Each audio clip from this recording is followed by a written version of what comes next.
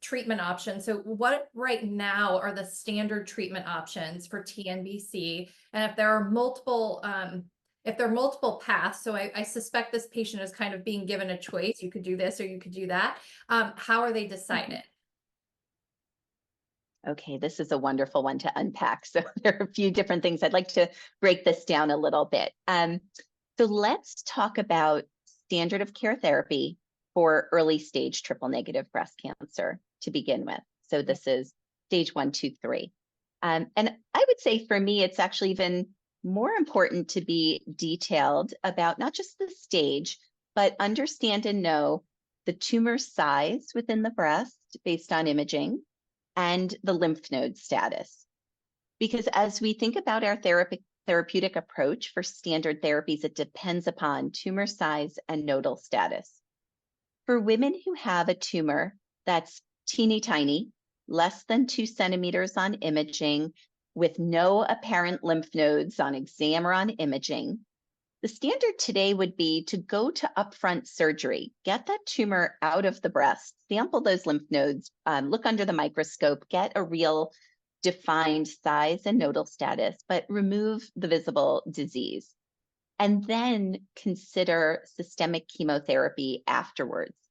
And which chemotherapy is used, there are some different options. Will largely depend on the size of the tumor, a woman's own other medical conditions that might make one chemotherapy regimen a little bit more toxic and worrisome than an alternative.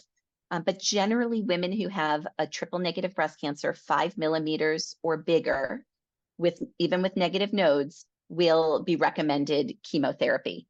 And you may hear different regimens like TC, which is Taxotere and Cytoxan for 4 or 6 cycles, or a very standard regimen of ACT, which takes about 4 months to complete.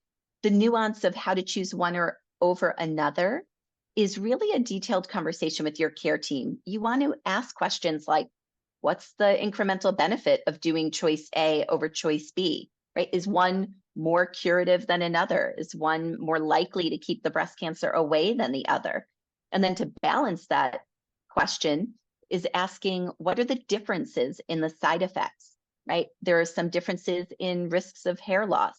There are some differences in heart toxicity.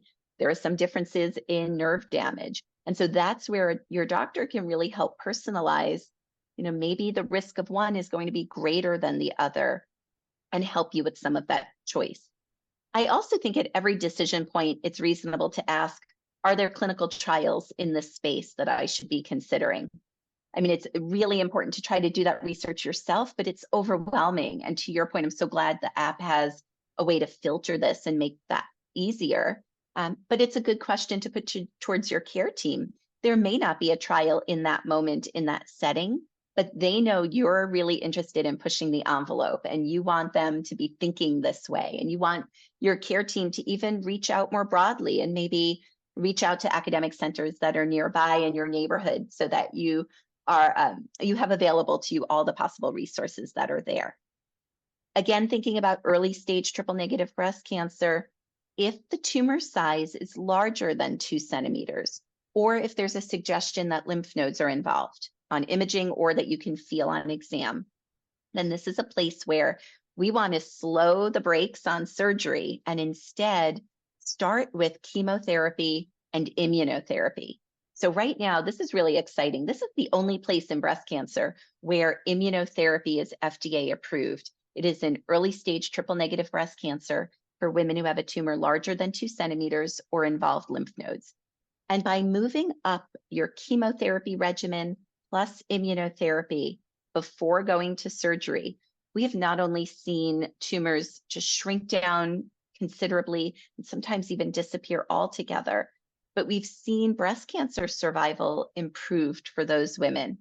And based on the results that you get at surgery, whether there's residual disease there or whether it's all gone, it helps your care team refine your treatment plan even better.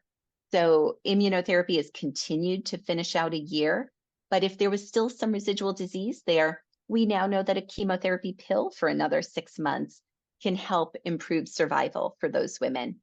Or if you are known to have a genetic predisposition to breast cancer, a BRCA1 or BRCA2 mutation, we know that using the pill called olaparib for those women for a year after surgery also helped improve survival. So the standard of care today is really quite innovative, really pushing the envelope. It's where we're using immunotherapy in early stage breast cancer. Super, super exciting. And so that would be standard of care today for early stage disease. It's so encouraging and just as you said, innovative. I mean, this is precision medicine, right? Just following each individual patient, and there are so many therapies Mhm. now to help. So that is really Right. encouraging. I